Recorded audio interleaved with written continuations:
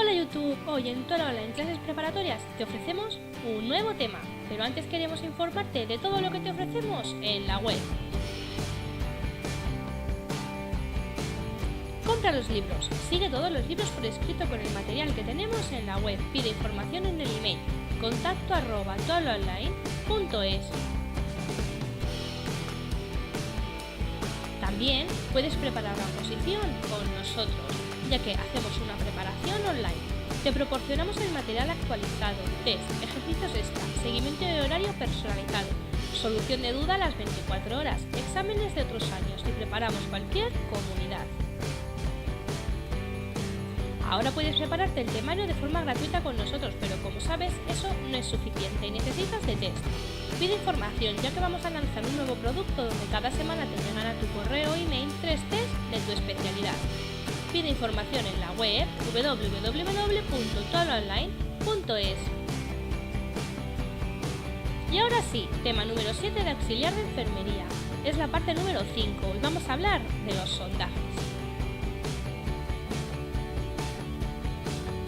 Los tipos de sondaje son el sondaje nasal y nasogástrico, sondaje rectal, sondaje uretral. Y de cada parte vamos a desarrollar lo siguiente: el material utilizado, la técnica, clases y tipos de sondas en su caso y la finalidad en su caso. Y el mantenimiento de la sonda vesical. Todo esto lo vamos a ver en este vídeo.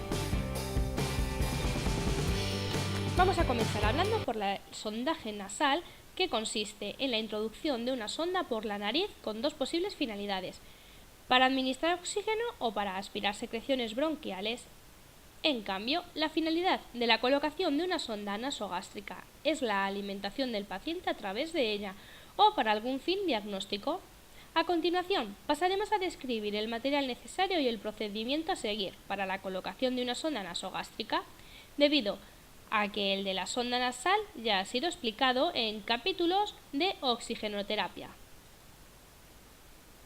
El material: sonda nasogástrica del calibre adecuado para el paciente, lubricante hidrosoluble, gasas y guantes desechables, jeringa de alimentación, fonendoscopio, esparadrapo de tipo hipoalergénico y tapón.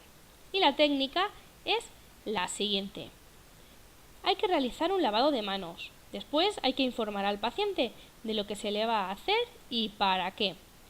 Verificar que no existe ningún tipo de obstrucción en la boca y fosas nasales que el paciente pueda tener, es decir, retirar las prótesis dentarias si las hubiera. Después hay que colocar al paciente en posición de Fowler con la parte superior de la cama levantada. Medición de la sonda a introducir. Para ello colocaremos la punta de la sonda en el lóbulo de la oreja y desde allí se mide hasta la punta de la nariz y desde esta última hasta la altura del estómago. Lubricar la parte final de la sonda. A continuación, se comenzará a introducir la sonda en una de las dos fosas nasales hasta llegar a la longitud anteriormente medida. Se indica al paciente, si es colaborador, que trague saliva y un poco de agua para ayudar a progresar la sonda por la vía gástrica. Para verificar que la sonda se encuentra perfectamente colocada, llenaremos la jeringa de alimentación de aire y colocaremos el fonendoscopio a la altura del estómago, el epigastrio. Una vez hecho esto, se insufla el aire de la jeringa por la sonda y si se encuentra en el estómago, escucharemos la entrada del aire en dicho órgano. Otra forma de averiguar si la sonda está en el estómago es conectando la jeringa de alimentación a la sonda y aspirando. En el caso de que se encuentre alojada en dicha cavidad, observaremos al aspirar contenido gástrico. Pudiera ocurrir que al introducir la sonda nasogástrica, ésta se saliera por la boca del paciente, en cuyo caso debemos extraerla e intentarlo de nuevo. También puede ocurrir que la sonda nasogástrica, en lugar de introducirse en el esófago, entrará en el pulmón. En este último caso observaríamos cómo el paciente comienza a ponerse cianótico. Otra de las formas para saber si la sonda está en el estómago o en el pulmón es diciéndole al paciente que hable y tararé.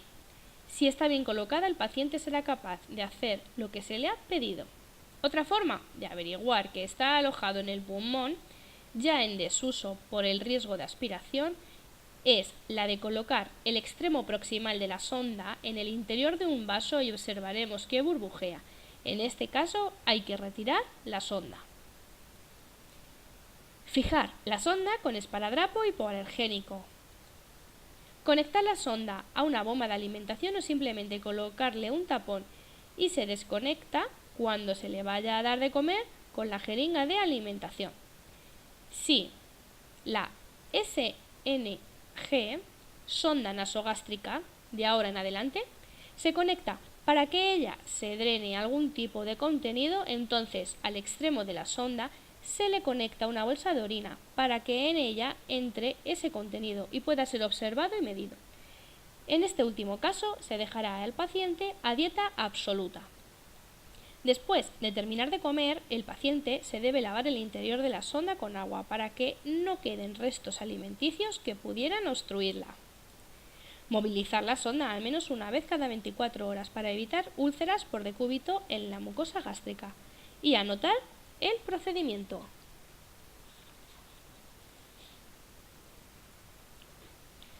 Las clases de sondas nasogástricas. Existen diferentes tipos de sondas nasogástricas en función del tamaño material con el que están confeccionadas, longitud, propiedades, etc. Podemos hablar de las sondas no reactivas, que son las más actuales y son tubos no irritantes de poliuretano, silicona o material similar. Son de consistencia blanda, hecho que facilita su colocación. Permiten una frecuencia de cambio de varias semanas. Luego están las sondas de polietileno, P, o cloruro de polivinilo, PVC. Son tubos irritantes y son más rígidas que las anteriores. Se endurecen con el uso y deben cambiarse cada 3 o 4 días. Su mantenimiento es más costoso. Vamos a desarrollar un poco los tipos de sondas nasogástricas. Vamos a hablar de la sonda de Levin, que es la más empleada, pero tiene el inconveniente de ser de una sola vía, por lo que en el caso de que se coloque conectada a un sistema de aspiración puede llegar a lesionar la mucosa. Presenta múltiples orificios en su extremo distal. Las hay de distinto calibre y se emplean para lavados de estómago y nutrición enteral, si bien para nutrición está cada vez más en desuso, porque se emplean actualmente otras sondas de calibre más fino y que se alojan en el intestino. Se sustituye por otra nueva al mes de colocarla. Luego podemos hablar de la sonda de Salem, que es una sonda muy utilizada de doble vía, en donde la segunda vía tiene por misión proporcionar un flujo continuo de aire a presión atmosférica al estómago, convirtiéndose así en menos traumática que la anterior, cuando se emplee conectada a aspiración, ya que va a provocar un descenso de la misma. Entre la sonda y la fuente de aspiración existe un bote o frasco donde se recoge el contenido aspirado.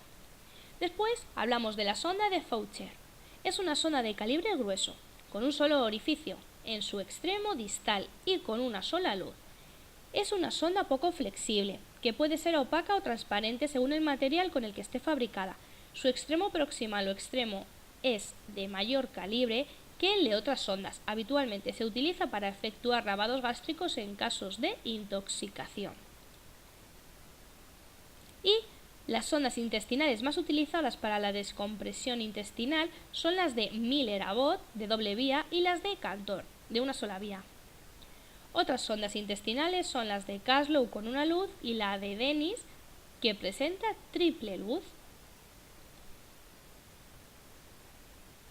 ¿Qué es la gastrostomía? Es un método sustitutivo de la alimentación por sonda nasogástrica cuando el paciente es incapaz de deglutir durante un periodo prolongado.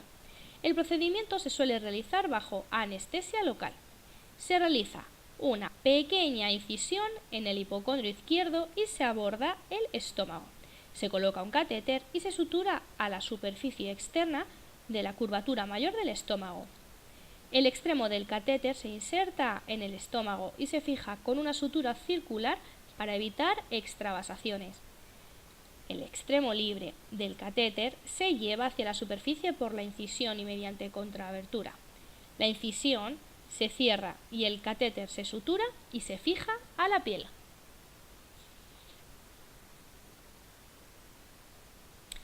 Existe un tipo de sonda denominada Blackmore Senktabgen. Esta es una sonda esofagogástrica que tiene 3 luces y 2 balones y que se utiliza en el caso de sangrado digestivo, es decir, varices esofágicas. Una de las luces actúa como sonda de aspiración nasogástrica, la segunda se usa para inflar el balón gástrico y la tercera para inflar el balón esofágico. La sonda se introduce hasta el estómago a través de la nariz con los balones desinflados. Cuando llega al estómago se infla el balón gástrico pinzando la luz. Entonces se tira de la sonda lentamente hacia afuera para que el globo comprima la unión cardioesofágica. Entre la sonda y los orificios nasales se coloca un bloque de goma espuma, protección nasal, que se sujeta a la cara con esparadrapo.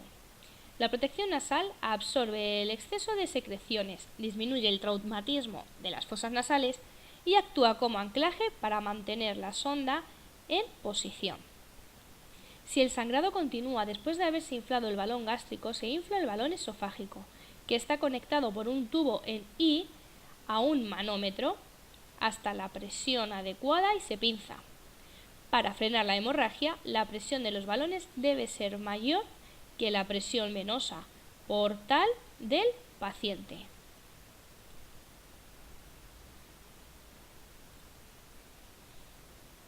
Vamos a hablar ahora del sondaje rectal. El sondaje rectal consiste en la introducción de una sonda en el recto a través del ano. Se prescribe su colocación cuando una persona presenta una acumulación grande de gases en el intestino, meteorismo abdominal o flatulencia. Situación, por otra parte, corriente en los postoperatorios. Dicho todo esto, solo nos queda añadir que la finalidad de la sonda es facilitar la evacuación de dichos gases. El material. Sonda rectal estéril, lubricante anestésico hidrosoluble, gasas, cuña y guantes. Y vamos a desarrollar y hablar de la técnica del sondaje rectal. Lavado de manos. Informar al paciente de lo que se le va a hacer y para qué. Colocar al enfermo en posición de Sims izquierda. Lubricar la sonda en su extremo distal. Introducir la sonda rectal de 7 a 10 centímetros. Colocar el extremo proximal de la sonda en una cuña con gasas, ya que la emisión de gases a veces se acompaña de expulsión de materias líquidas. Y dejar la sonda puesta durante 25 o 30 minutos. Sondaje uretral. Este sondaje vesical consiste en la introducción de una sonda, especie de tubo hueco, por la uretra hasta la vejiga de la orina. Cuando un hombre presenta incontinencia urinaria es preferible colocar un colector a una sonda vesical. De esta forma se evitarán muchas infecciones y molestias al paciente. Un colector es una especie de preservativo, pero con 2 aperturas. A la apertura más pequeña se conecta la bolsa de orina. La finalidad es una consecución de orina estéril para su posterior análisis en laboratorio, para medir la cantidad de orina residual cuando la vejiga se está vaciando de forma incompleta, para vaciar la vejiga antes de una intervención que implica los órganos adyacentes, como el recto o la vagina, para prevenir una lesión inadvertida de la vejiga. En casos de retención urinaria de posoperatorios u otro tipo de paciente, para la realización de lavados vesicales, para la exploración, para realizar un balance de líquidos. También hay varios tipos de sonda para el sondaje. Bien, vamos a comenzar a desarrollar y hablar de cada una de ellas. Según el número de vías de entrada que posean, hay una pequeña clasificación. La de Robinson, que es una sonda rígida utilizada para sondajes únicos o intermitentes. Es la que se emplea para la obtención de una muestra de orina en el caso de que se haya de sondar al paciente. Existe de punta acodada y de punta redondeada. Está también la de Pecer, que es una sonda semirrígida de una sola luz, con una dilatación en el extremo vesical para que se mantenga recta y permanente. Está compuesta de 2 o más orificios y su inserción es quirúrgica. Se puede utilizar en drenaje renal y drenaje suprapúbico. Y la de Malecot, que es una sonda también semirrígida y de una única luz. Su extremo presenta 2 o 4 aletas. Su inserción también es quirúrgica.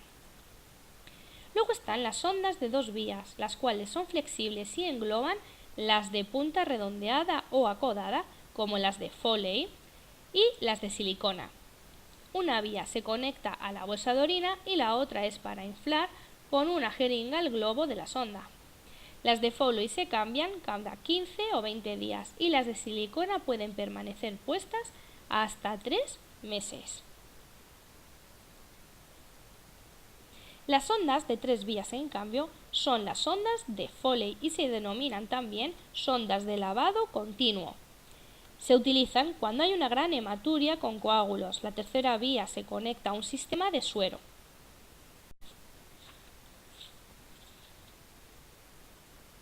Según el calibre de la sonda en el sondaje uretral.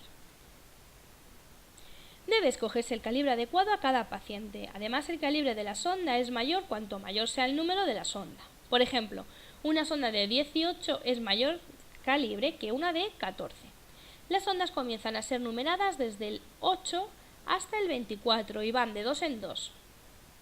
Cuando se va a sondar a una persona por primera vez, se empieza utilizando el calibre más pequeño, como puede ser una sonda de 14 en la mujer y en la de 16 en el hombre. Las sondas de los niños van desde el número 8 al número 12. Y si el paciente lleva mucho tiempo con la sonda, puede ocurrir que la uretra del enfermo se haya dilatado algo y comience a orinar por rebosamiento, es decir, que no solo orine a través de la sonda, sino que también lo haga por fuera. Esto lo que nos indica es que a ese paciente le hace falta una sonda de calibre mayor. Según la punta de la sonda, teniendo en cuenta este aspecto, las sondas pueden ser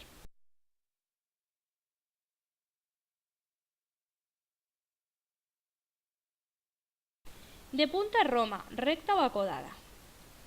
De punta olivar, también recta o acodada. Y de punta en pico de flauta. Se utiliza para arrastrar coágulos. Según la dureza pueden ser sondas rígidas, que son las metálicas. Las sondas semirrígidas, que son las de una vía y se utilizan normalmente en hombres. Y las sondas blancas, que son las de Foley y las de silicona, que se fijan mediante un globo que se llena con 8 o 10 mililitros de suero que les impide su salida de la vejiga. Según el material de la sonda, en el sondaje uretral pueden ser sonda o catéter vesical estéril de tamaño adecuado. Vamos a necesitar también los guantes estériles, paños estériles y gasas, solución adecuada para limpiar la piel y mucosas, pinzas y torundas estériles, lubricante a ser posible con caperuza de aplicación, bolsa de orina y soporte para anclarla, clorexidina como antiséptico, jeringa con suero y un recipiente estéril para la muestra del laboratorio en el caso de que se necesite. Estamos hablando del material que vamos a utilizar en la sonda y sondaje de la uretra. Sondaje vesical en los hombres. Vamos a explicar el procedimiento. Bien, explicamos el procedimiento al paciente y pedimos su colaboración, en el caso de que se pueda. Proporcionar intimidad. Colocar al paciente en decúbito supino con las rodillas ligeramente flexionadas y los muslos ligeramente separados. Lavarse las manos. Colocarse guantes estériles. Realizar la higiene genital con las pinzas y torundas, haciendo retroceder el prepucio para limpiar la parte cubierta. Colocar el paño estéril. Lubricar el meato. Esperar algunos minutos para que actúe el anestésico. A continuación, el técnico en cuidados auxiliares de enfermería abrirá el envoltorio externo de la sonda y entregará la sonda introducida en el sobre interno, sin tocar y sin abrir. Los 2 pasos anteriores se pueden eliminar si lo que lubricamos es la sonda. Lo que ocurre es que esto es menos efectivo en cuanto a evitar dolor a la hora de colocarla. Agarrar el pene con firmeza para eliminar cualquier arruga de la uretra anterior. Introducir el catéter levantando el pene hacia la posición perpendicular al cuerpo y ejerciendo una tracción ligera, tirando o tensando. Si el catéter encuentra alguna dificultad, hay que pedir al paciente que se relaje. Una forma puede ser diciéndole que realice respiraciones profundas. Si pese a todo no se puede introducir, no forzar la entrada y avisar al urólogo. Una vez introducido el catéter en la vejiga, llenar el balón de que va provisto en su extremo distal con los 10 centímetros cúbicos de suero fisiológico. A continuación hay que comenzar a retirar de forma suave hasta notar su resistencia, lo que indica la llegada del balón a la unión uretrovesical. Fijar la sonda en el muslo con un apósito adhesivo hipoalergénico para evitar movimientos que lesionen la uretra. Si la sonda ha sido colocada porque el paciente presenta retención, debemos de tener la precaución de dejar salir en un principio solo 400 centímetros cúbicos. Una vez que ha salido esa cantidad, se pinza la sonda y se deja así por un espacio de tiempo de media hora. Pasado ese tiempo, ir dejando evacuar 200 centímetros cúbicos y pinzándola de nuevo durante 30 minutos hasta vaciar por completo la vejiga. Este procedimiento evita la aparición de un reflejo vagal con hipotensión. Por último, dejar anotado en la hoja de incidencias el día, hora, colocación y cualquier dato de interés que se haya observado. El sondaje vesical en las mujeres es el siguiente. Igual que siempre, hay que informar al paciente de lo que se le va a hacer y para qué. Proporcionar intimidad. Lavarse las manos y ponerse guantes no estériles. Ayudar a la paciente a colocarse en decúbito supino con las rodillas flexionadas y los muslos rotados externamente. Lavar con jabón la zona perineal de delante hacia atrás y secar. Con las pinzas coger las torundas estériles. Limpiar suavemente los pliegues de los labios mayores y del meato, utilizando una solución acuosa de clorhexidina. Tirar los guantes y ponerse unos estériles. El técnico en cuidados auxiliares de enfermería abrirá el envoltorio externo del catéter desechable y lo entregará con el sobre interno sin abrir. Aplicar lubricante al extremo distal del catéter sostenido con una mano. Con la otra mano, separar los labios dejando al descubierto el meato urinario. Introducir suavemente la sonda en la uretra hasta alcanzar la vejiga. Si hay orina retenida, proceder como en el caso del hombre. Una vez introducido el catéter en la vejiga, llenar el balón con los 10 centímetros cúbicos de suero fisiológico y proceder como en el hombre.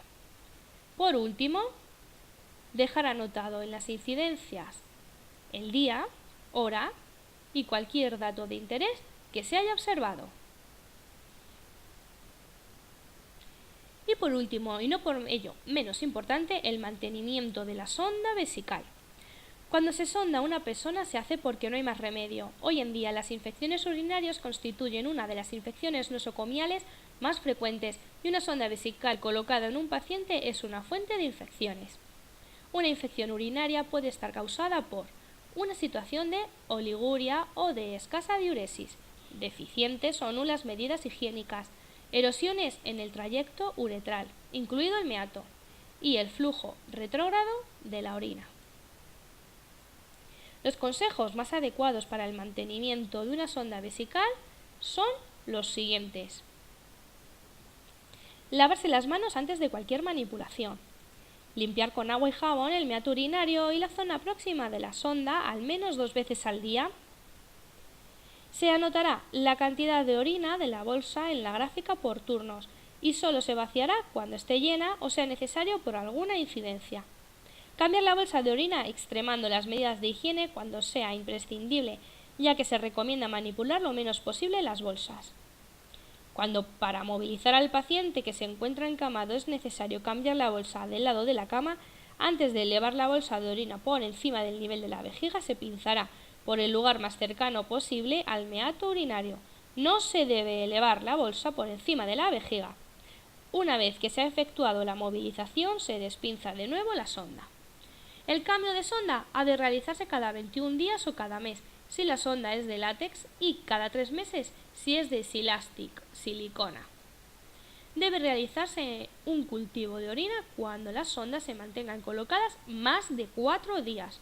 También se deberá coger una muestra para urocultivo cuando se vaya a quitar la sonda. Proporcionar, si no existe contraindicación, un adecuado aporte de líquidos.